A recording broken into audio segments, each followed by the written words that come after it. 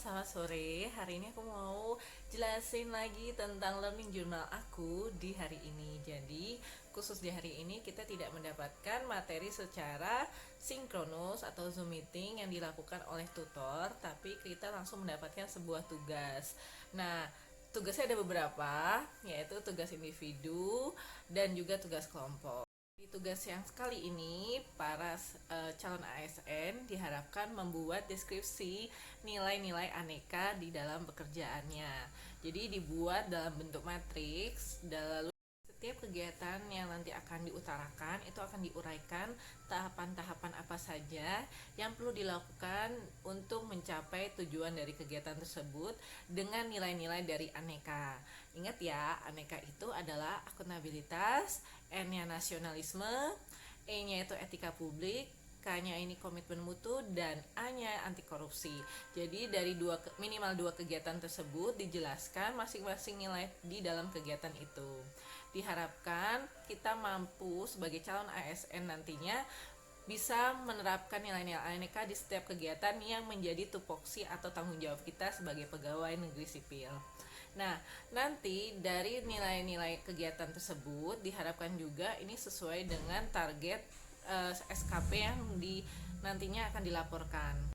Selanjutnya, saya mau membahas tentang tugas kelompok yang hari ini kami lakukan. Jadi kelompok kami ini terdiri dari 4 orang dan saya sebagai ketuanya. Nah, tugas kelompok yang yang kita bahas adalah tugas yang dimana menunjukkan contoh-contoh kegiatan yang sampai sekarang ini masih terjadi di lingkungan ASN yang kurang menggambarkan nilai-nilai aneka tersebut. Dan dari kelompok kami mengambil tentang rendahnya efektivitas kinerja di lingkungan ASN. Jadi dari 3 instansi di kelompok kami itu menyatakan pernah melihat beberapa pegawai ASN yang belum efektif dalam bekerja, dimulai dari permasalahan absensi yang belum finger, jadi absensinya masih manual sehingga keberadaan pegawai tersebut tidak terekam dalam sistem absensi. Jadi masih bentuk tanda tangan, sehingga kalau dia tidak melakukan absensi di hari ini, dia bisa merangkap absensi sebelumnya di kemudian hari atau di besoknya.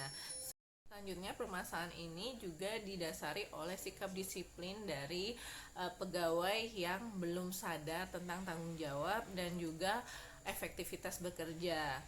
Nah, menurut kelompok kami, untuk mendisiplinkan kinerja pegawai, wajib banget ada sistem punishment dan juga penghargaan.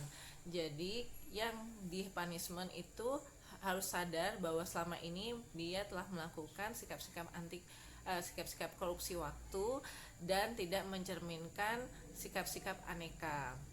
Untuk pegawai-pegawai yang rajin, ketaatan dalam absensi mampu menjadi salah satu titik indikator untuk menjadikan pegawai tersebut pegawai terbaik atau the employee of the month.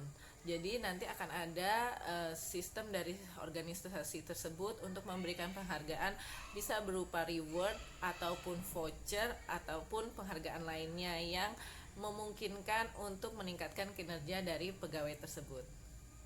Selain 2 penyebab yang sebelumnya, ternyata praktek efektivitas kerja yang belum optimal ini juga secara langsung ataupun tidak langsung merupakan permasalahan karena kurangnya pengawasan dari pimpinan ataupun atasan langsung yang bersangkutan dengan pegawai tersebut, sehingga perlu diberikan evaluasi secara rutin tentang kinerja dan juga absensi, dan ini harus berhubungan satu sama lain sehingga mau tidak mau akan membuat pekerja tersebut mengetahui kesalahan yang telah dilakukan oleh pekerja tersebut dan membuat dia jera sehingga mau memperbaiki kinerjanya, efektivitas kerjanya, dan juga disiplin terhadap waktu kerja yang diberlakukan oleh organisasi. Selesai ditemukannya penyebab masih rendahnya kemampuan aktualisasi nilai pada contoh yang tadi, maka tim kami harus membuat rekomendasi langkah-langkah strategis dan sistematis untuk meningkatkan kemampuan aktualisasi. Oleh sebab itu, pada permasalahan yang tadi, kami akan menganalisis dengan sistem SWOT ataupun Fishbone agar mendapatkan rekomendasi yang sesuai dengan penyebabnya. Sekian dari saya untuk Learning Journal hari ini. Terima kasih untuk waktu dan perhatiannya. Sampai jumpa di waktu lainnya.